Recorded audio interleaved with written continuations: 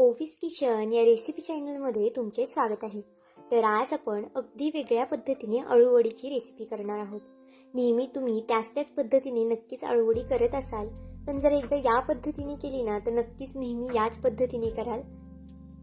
पद्धत थोडीशी वेगळी आहे पण सोपी सुद्धा आहे, त्यामुळे नक्कीच एकदा व्हिडिओ शेवटपर्यंत पहा। तुम्हाला हा व्हिडिओ आवडल्याशिवाय राहणार नाही आणि हा जर एकदा तुम्ही व्हिडिओ पाहिला ना तर नेहमी याच पद्धतीने तुम्ही अळूवडी बनवाल।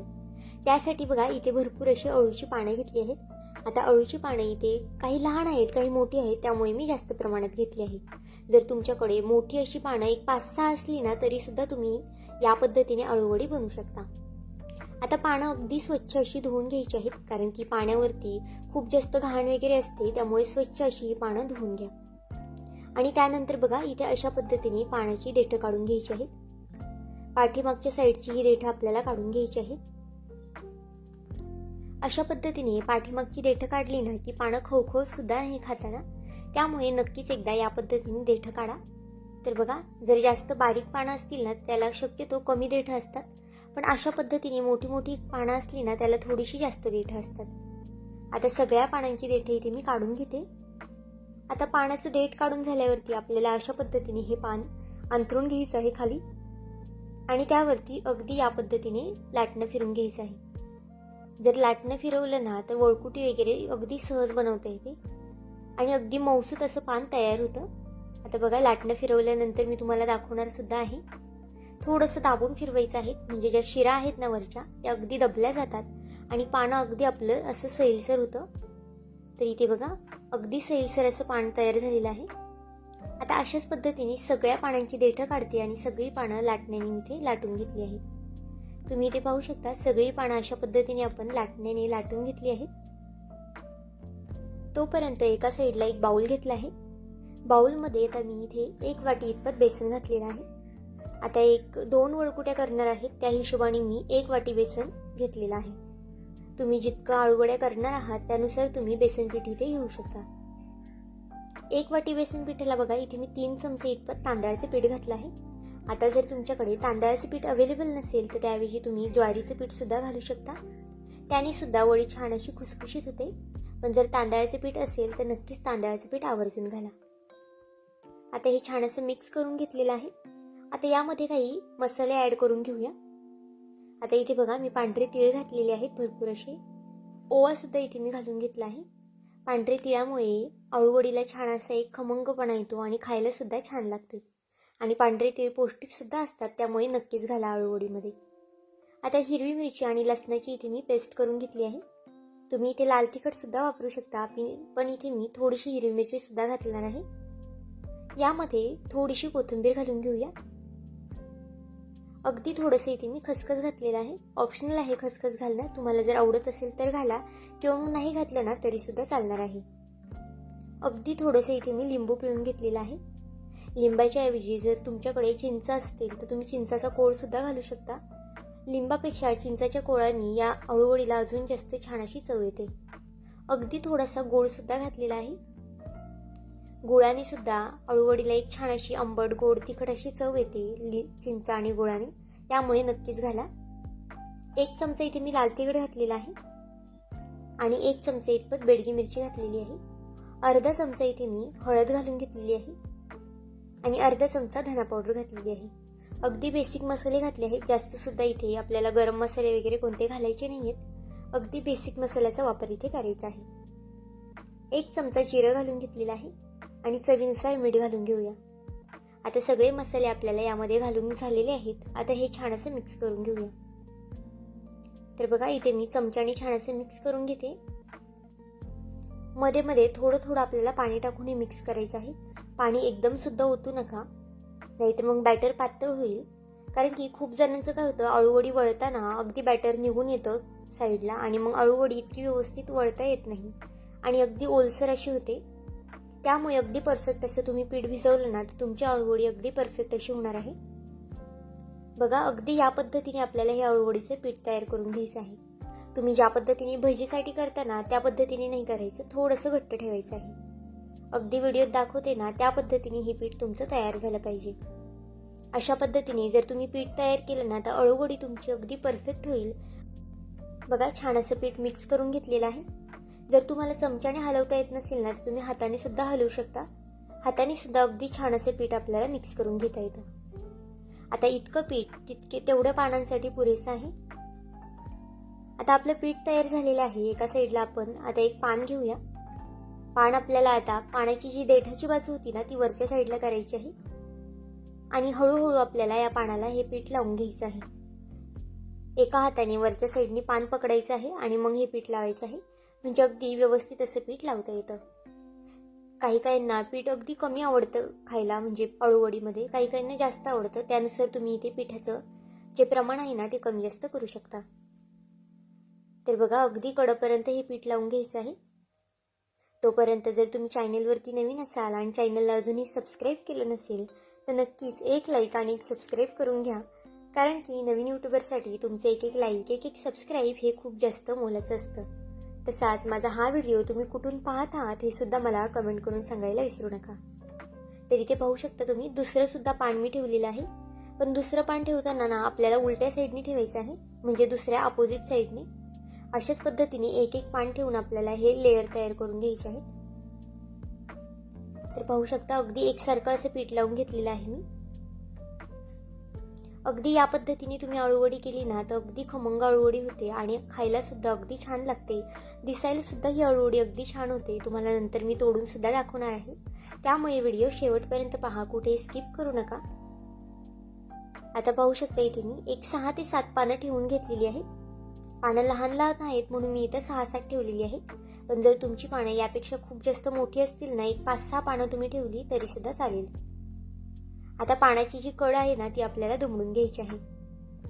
अगदी व्हिडिओत दाखवते ना अगदी त्या पद्धतीने ही पानाची कड दुमडून घ्या. आणि जी कड दुमडली आहे ना त्याला सुद्धा थोडंसं बेसन पीठ लावून घ्यायचं आहे. अगदी जास्त सुद्धा लावायचं नाही, अगदी थोडं थोडं बेसन पीठ इथे लावून घेतलेलं आहे. तर बघा इथे आपली एक जी अळूवडी आहे ना ती तयार होणार आहे. जितकं पीठ तयार केलं ना त्यामध्ये 2 अळूवड्या ह्या आरामात तयार होतात. आता बघा दाबून दाबून आपल्याला ही वळकुटी करून घ्यायची आहे. जर तुम्ही अगदी सहज अशी वळकुटी केली ना तर तुमची अळूवडीची वळकुटी ढिल्ली होईल आणि मग पूर्ण लेयर्स त्याच्या सुटल्या जातील. पण जर अशा पद्धतीने त्याचे दाबून रोल केला ना तुम्ही तर अजिबातच तुमची अळूवडी सुटणार नाही आणि अगदी गोलाकार अशी होईल. आता नक्की ग्लासाचा वापर कुठे करायचा आहे ना हे सुद्धा मी तुम्हाला पुढे सांगते. व्हिडिओ नक्की शेवटपर्यंत पहा, कुठे स्किप करू नका, म्हणजे अगदी डिटेलमध्ये तुम्हाला हा व्हिडिओ कळणार आहे. तर बघा अगदी या पद्धतीने हा रोल करून घ्यायचा आहे. रोल करताना नेहमी थोडंसं टाईट पकडा, म्हणजे मग अगदी छान असा रोल तयार होतो. आता वरच्या साईडनी सुद्धा थोडं पीठ लावून घ्यायचं आहे आणि त्याची जी तोंड आहेत ना ती बंद करून घ्यायची आहे. बघा तुम्ही इथे पाहू शकता किती छान आपली अळूवडीची वडी तयार झालेली आहे, वळकुटी तयार झालेली आहे. आता जी साईडची जी तोंड आहेत ना त्याच्यामध्ये थोडंसं मी पीठ टाकते. तुम्हाला जर आवडत असेल तर टाका किंवा मग तुम्ही नाही टाकलं तरी चालेल. आता याच पद्धतीने दुसरी सुद्धा अळूवडी मी तयार करून घेतलेली आहे. बघा आता ही अळूवडी ना अजून जास्त जर जाड असेल ना तर अगदी ग्लासामध्ये अगदी व्यवस्थित बसते. पण ही अळूवडी माझ्याकडून थोडीशी लहान झालेली आहे, म्हणजे त्याची वळकुटी जी आहे ना ती थोडीशी बारीक झालेली आहे पानं लहान असल्यामुळे. तर बघा अशा पद्धतीने मधनं 2 कट करून घ्यायचे आहेत. तुम्ही इथे पाहू शकता आतमध्ये किती छान असे लेयर आलेले आहेत. आता एक ग्लास घेतलेला आहे, ग्लासाला आतून थोडंसं तेल लावून घेतलेलं आहे, म्हणजे अळूवडी काढताना यामध्ये चिकटणार नाही. तर बघा अगदी या पद्धतीने. आता हा दुसरा रोल सुद्धा मी दाखवते टाकून. बघा दोन्ही रोल अगदी परफेक्ट असे बसतात ग्लासामध्ये. आता जे बाकीचे रोल आहेत ना ते मी तसेच उकडत ठेवणार आहे आणि जो ग्लासामधला होणार आहे ना तो सुद्धा इथे तुम्हाला दाखवणार आहे की आपला ग्लासामधला कसा होणार आहे आणि जी आपण सेपरेट रोल ठेवला आहे ना तो सुद्धा कशा पद्धतीने होणार आहे. दोन्हीचा सुद्धा मी इथे फरक तुम्हाला दाखवणार आहे, त्यामुळे व्हिडिओ शेवटपर्यंत पहा. चाळणीला सुद्धा तेल लावून घेतलं आहे आणि ह्या अळूवड्या आता आपल्याला एक 10 ते 12 मिनिटं उकडून घ्यायची आहेत. तुम्ही इथे पाहू शकता आपली जी ग्लासातली अळूवडी आहे ना ती अगदी गोलाकार झालेली आहे आणि अजिबातच ग्लासाला अळूवडी चिटकत वगैरे नाही. जर तुम्हाला छान अशा गोलाकार अळूवड्या करायच्या असतील ना तर नक्कीच अशा पद्धतीने ग्लासामध्ये करून बघा. आता ज्या आपण दुसऱ्या वड्या केल्या आहेत ना, म्हणजे दुसऱ्या वळकुट्या तयार करून घेतल्या आहेत ना तर ते थोड्याशा चपट्या होतात. पण जर तुम्ही अशा पद्धतीने ग्लासामध्ये अळूवडी केली ना तर अजिबातच चपटी वगैरे होणार नाही आणि छान असा त्याला गोलाकार आकार येईल. तर पाहू शकता इथे मी अळूवडी आता कट करून घेते. आता खूप जास्त गरम आहे तरी सुद्धा अगदी सहज कट होतीये. अजिबातच लेअर वगैरे तुटत नाहीये आणि कापताना सुद्धा अजिबातच चिरत वगैरे नाहीये. अगदी व्यवस्थित अशी कट होतीये. फक्त व्हिडिओत दाखवल्या पद्धतीने तुम्ही सुद्धा अगदी प्रमाण साहित्य व्यवस्थित केलं ना तुमची सुद्धा अळूवडी अगदी या पद्धतीने गोलाकार होईल आणि अजिबातच तुटणार नाही, चिरणार नाही आणि त्याच्या लेअर सुद्धा सुटणार नाही. तर बघा इथे सगळ्या अळूवड्या मी कट करून घेते. तुमच्याकडे जर वेळ असेल ना तर तुम्ही हे थंड करून सुद्धा कट करू शकता. इथे पाहू शकता सगळ्या आपल्या अळूवड्या ज्या आहेत ना त्या कट करून झालेल्या आहेत. तर बघा किती छान अशा गोलाकार झालेल्या आहेत आणि पिठाचं प्रमाण सुद्धा अगदी परफेक्ट असं झालेलं आहे. आणि ज्या दुसऱ्या अळूवड्या आहेत ना पाहू शकता तुम्ही त्या थोड्याशा चपट्या झालेल्या आहेत. जर तुम्ही कधी अशा पद्धतीने ग्लासातल्या अळूवड्या केल्या नसतील ना तर नक्कीच करून बघा. तुम्हाला नक्कीच फरक जाणवेल आणि तुम्ही याच पद्धतीने अळूवड्या कराल. पाहू शकता तुम्ही छान अशा आपल्या वड्या तयार झालेल्या आहेत. आता ह्या वड्या ना तुम्ही एक 8 ते 10 दिवस फ्रीजमध्ये स्टोअर सुद्धा करू शकता. एखाद्या प्लास्टिकच्या डब्यात, स्टीलच्या डब्यामध्ये अशाच या अळूवड्या ठेवून त्या फ्रीजमध्ये एक 7 ते 8 दिवस आरामात ह्या टिकतात. आणि जेव्हा तुम्हाला हव्या आहेत तेव्हा तुम्ही गरमागरम फ्राय करू शकता, तळू शकता किंवा मग तव्यावरती ह्या कुरकुरीत सुद्धा होतात छान थोडंसं तेल टाकून. तोपर्यंत एका साईडला गॅसवरती तेल तापून घेतलेलं आहे. तेल आपल्याला अगदी कडकडीत असं तापून घ्यायचं आहे. कारण की शक्यतो अळूवडी जर तुम्ही फास्ट गॅसवरती तळली ना तर छान कुरकुरीत होते आणि अजिबातच तेल वगैरे पित नाही. तर बघा गॅस अगदी फास्ट आहे आणि तेल सुद्धा छान असं आपलं गरम झालेलं आहे. आता जितक्या अळूवड्या बसतील ना तितक्या इथे तुम्हाला ह्या सोडून घ्यायच्या आहेत. तर बघा जितक्या मला करायच्या होत्या तितक्या इथं सगळ्या अळूवड्या मी यामध्ये सोडून घेतलेल्या आहेत. गॅस कंटिन्यू फास्टच ठेवायचा आहे. आता अळूवडी सोडल्यानंतर लगेचच आपल्याला इथे ह्या पलटी करायच्या नाहीत. एखाद्या मिनिटाने आपल्याला ह्या पलटी करून घ्यायच्या आहेत आणि छान गोल्डन रंग येतोपर्यंत ह्या वड्या आपल्याला तळून घ्यायच्या आहेत. तुम्ही ही रेसिपी ना पाहुणे रावळे आले ना तरी सुद्धा करून बघा. त्यांना सुद्धा नक्कीच या पद्धतीच्या अळूवड्या आवडतील आणि ते सुद्धा नक्कीच तुम्हाला ही रेसिपी विचारल्याशिवाय राहणार नाही. कारण की खायला सुद्धा अगदी अप्रतिम लागते, कुरकुरीत होते.